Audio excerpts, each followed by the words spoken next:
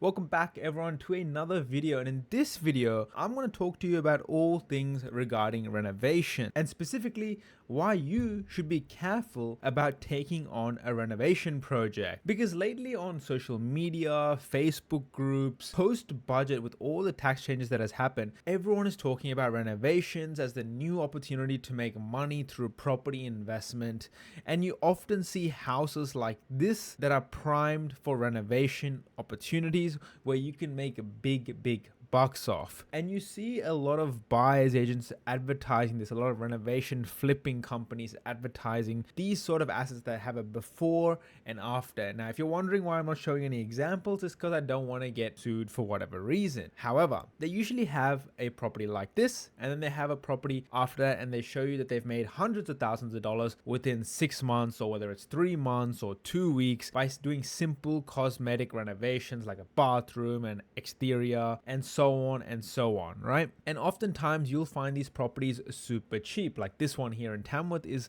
only $400,000, which is essentially cheap as chips for an average income earner. But when you look through a property like this, you can see it needs new carpets for sure, it needs new paint on the walls, the kitchen is outdated, could do with a complete refresh, the backyard looks tired and worn, the bathrooms are old, and I could go on and on and on about everything that you could do to this property. However, in this video, I want to talk about every single pitfall and all the issues that could come up with renovation projects, because I really do believe renovations is not something you'd casually do on a Saturday weekend. It's not something you can do without having a high risk tolerance, without being properly educated. And I want to run through all the issues for you guys. And so this video is about the part that no one talks about, the real cons of renovating in Australia. And I've put this deck together for you guys to sit back, enjoy, understand, and listen. Now let's talk about the first issue, and that is budget blowouts. Budget blowouts are the most common thing you'll encounter when doing a renovation. No matter how much you plan, no matter how much you forecast, overshooting your budget is actually a very common thing in renovations, just because there are so many unknowns. Not only that,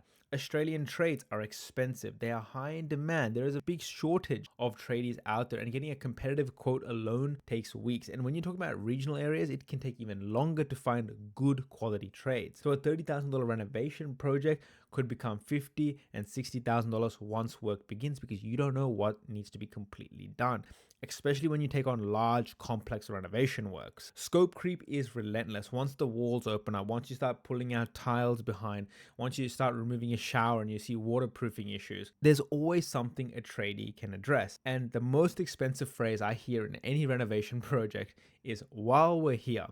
This "while we're here" is essentially saying, we should fix this and it's going to cost you 10 grand extra, but you should just do it while we have everything ripped apart. And while that is somewhat true, it can become very expensive. And so when you look at a property like this, you can see that, it needs a complete kitchen renovation, it needs the new oven, it needs possibly a new dishwasher, it needs the walls painted, it needs a new range top, cupboards need fixing, it's outdated, it's old, even the flooring can be replaced. There's just an infinite amount of things that can be done which could completely blow out your budget. You may have planned a 15k kitchen fit out, could turn into 30k. Not only that, bathrooms are notorious for overextending their budgets of how much you actually spend to make them nice, to make them fit out well, and etc. So budget blowouts are a real thing. But let's keep going. Now, the next con you're going to often see is hidden defects destroy your numbers. Especially when we're investing and renovating pre-1980 Australian homes, they carry a significant amount of risk once you're inside the walls. 1970s, 1960s home, they have hidden asbestos. While it may even be a brick veneer house, there may be parts of the home which are still asbestos. So you do have to be very careful.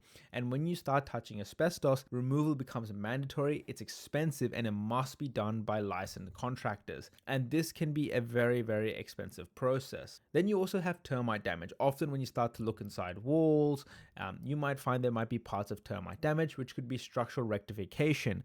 Now, structural rectification doesn't actually add any value to your property, it's just bring it up to standard. So it doesn't really have any cosmetic or equity uplift unless you knew about it beforehand and you negotiated well for it. Then you have illegal additions, unapproved sheds, extensions, rooms that may require demolition or expensive retrospective DA approval.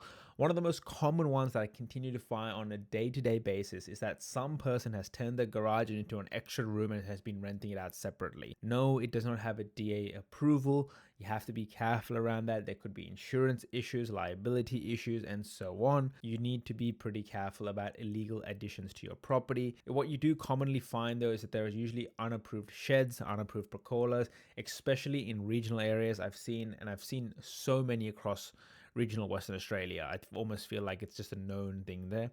Of course, you can look past it, but that's at your own risk. Especially when you talk about 1960s, 1970s home, they have old wiring that's been there for 50, 60 years. Sometimes it requires a full rewiring if it doesn't meet current safety standards or there's issues with that. And so you might need to get that replaced. And then you have plumbing failures. Once again, 1960s, 1970s homes have old corroded pipes that might need to be replaced, and those can be expensive and cost tens of thousands of dollars depending on what needs to be done. So while it may look like you just need a kitchen renovation or a bathroom renovation, if you start pulling things back and you start digging deeper inside it, you might find things that you may not have accounted for, budgeted for, or have the time for, and that could seriously make renovation very, very difficult. Now, number 3, your reno might not stack up at valuation. Now, let's take this scenario here. Let's say you spend $80,000 on a full renovation on a property's original valuation of $400K. The bank comes back $440 and not $480 or more.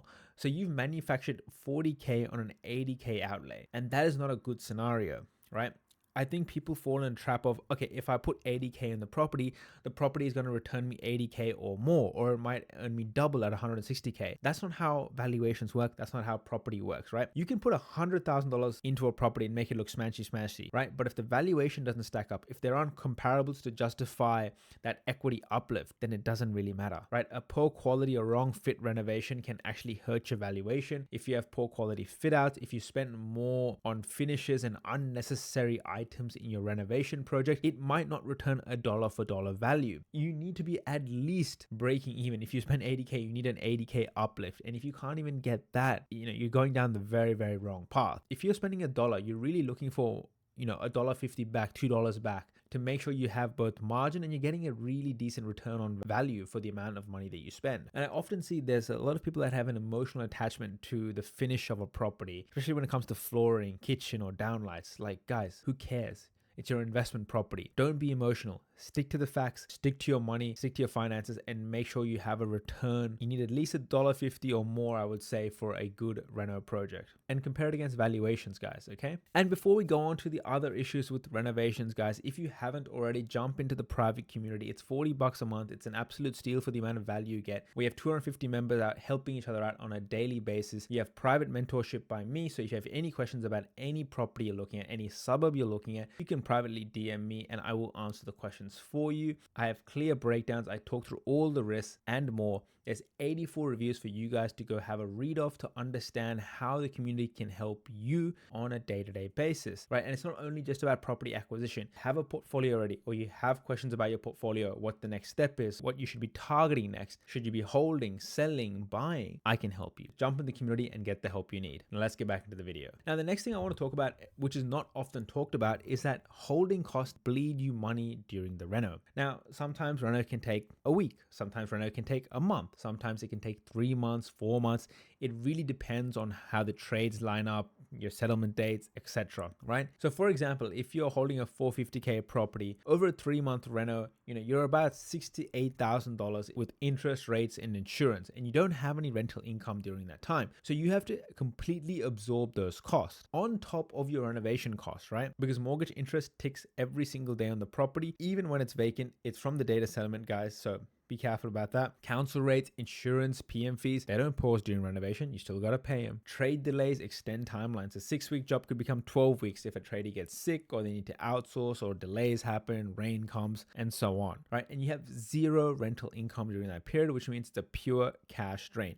And it's a cost that a lot of renovators don't factor in. A lot of novice renovators, they don't factor in this cost and it bleeds them dry. And you need to overshoot your numbers, guys. All right, the next one I'll talk about is council and finance could possibly slow you down. If you have any renovation work or development work, whether it's a structural change, second story, granny flats, or carports, council and DA approval can take a really long time, and there's always usually no guarantee of the timelines that they run by, right? They also have additional compliance costs around including ceiling heights, insulation, smoke alarms, pool fencing. If you're going to put a pool, I wouldn't do that, but just saying if you did. And plans can be rejected. Money spent on architects and engineers can be gone regardless if the council does not approve of your plans. Now, of course, if you're doing major construction work, renovation work, finance can be complex, but it's best to talk to your broker about that sort of lens. But that's only if you're really doing major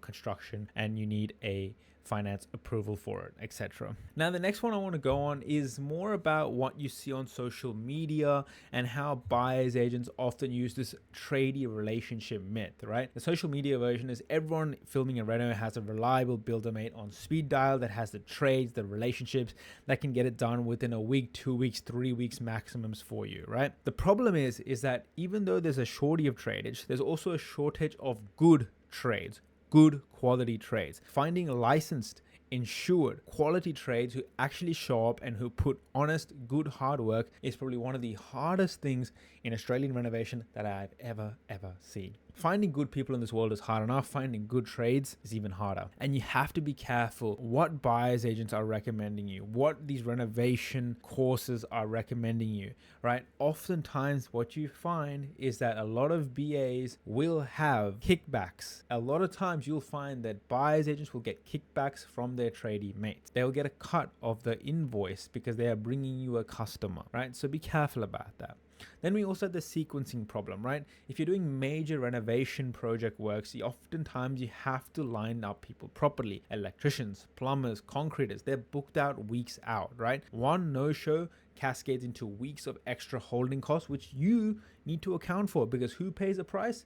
You do. That's the truth of it. And then the regional problem. In regional or outer suburban markets, especially like locations like Bundaberg, the Sheppartons, the Dubbos, there are real trade shortages. And as well, there are travel costs that push quotes up even higher that you need to factor in. Please remember, this video is about telling you the reality of renovations. It is not all sunshine and rainbows. So let's take an example, right? Let's take a nice, clean example. And let's talk about a bathroom renovation, because bathroom renovations are probably the most common renovations that I see investors do. And it's usually one that ends up blowing out the most, I would say, from what I personally have seen. Like a simple cosmetic refresh is going to cost you around $8,000 to $15,000. Normally a standard reno for a bathroom, if it's a full strip out with waterproofing, tiling, new fixtures, shower head, etc., will be in the range of about 25 to 30K.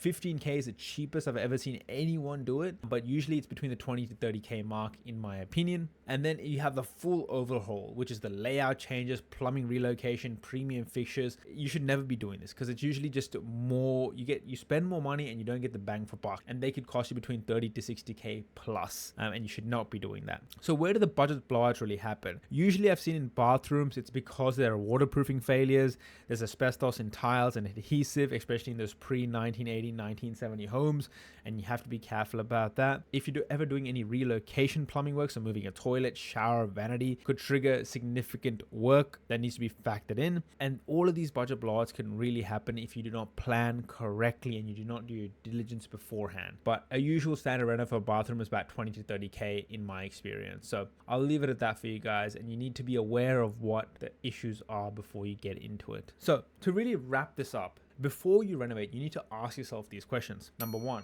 have I stress tested my reno project with a 30% buffer for blowouts? And you want that buffer as big as possible. Number two, have I obtained a building and pest inspection before purchase? Number three, do I know the suburbs median price, and have I checked recent comparable sales before and after, right? You want to make money on the way in, and then you need to check at comparables for money on the way out, right? If you do not have a justification for both, it's not a good project. Number four, have I calculated total holding costs for the full reno period, including zero rental income? Number five, do I have confirmed trade quotes in writing that are itemized before I start? Number six, does any planned work require council or DA approval What is the realistic timeline? Most often you won't encounter this one, but if you are doing major work, then maybe. Number 7, has my lender confirmed how the finished property could be valued? Now, the reason I want you to run this by your lender is they can give you an idea of what the possible valuation of your property could look like once you've completed a reno. The other person you can also talk to is a sales agent in the local area, because they'll have good knowledge about, okay, if I renovated the bathroom, kitchen, flooring, painting, how much could this sell for? They will know. Number 8, am I making decisions based on data or on what just looks good, right? Please, please, please do not fall for the simplistic marketing that you see online. You need to make decisions based on facts. And last but not least, I want to say this. Plan for the worst, hope for the best. The investors who win at renovations are not the most optimistic. They are the most prepared people you will ever meet in your life. The best renovators are spreadsheet people. Simple as that. Stress test your budget, know your ceiling price, get it in writing, and then decide what you want to do.